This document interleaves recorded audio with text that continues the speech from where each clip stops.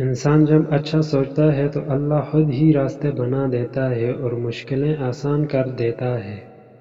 تمہارا رب جس چیز کو تمہارے قریب کر دے تو اس میں حکمت تلاش کرو، اور جس چیز کو تم سے دور کر دے اس پر صبر اختیار کرو، اور اپنے رب کریم کے فیصلوں پر راضی ہو جاؤ، وہ بڑا مہربان ہے۔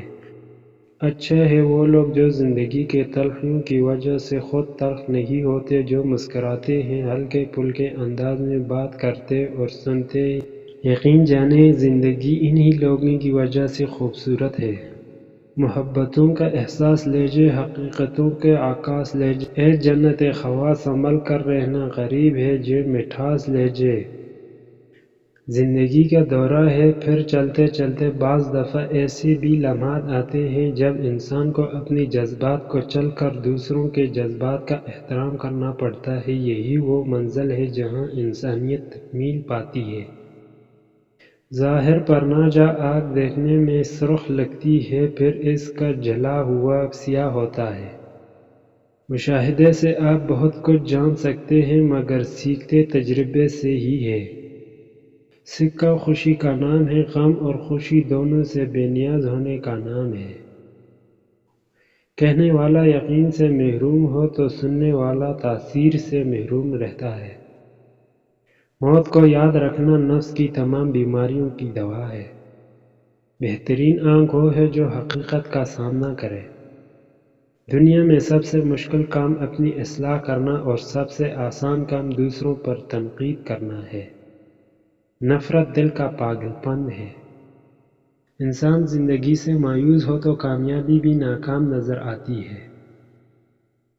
اگر کوئی تم کو صرف اپنی ضرورت کے وقت یاد کرتا ہے تو پریشان مت ہونا بلکہ فخر کرنا کہ اس کو اندھیروں میں روشنی کی ضرورت ہے اور وہ روشنی تم ہو۔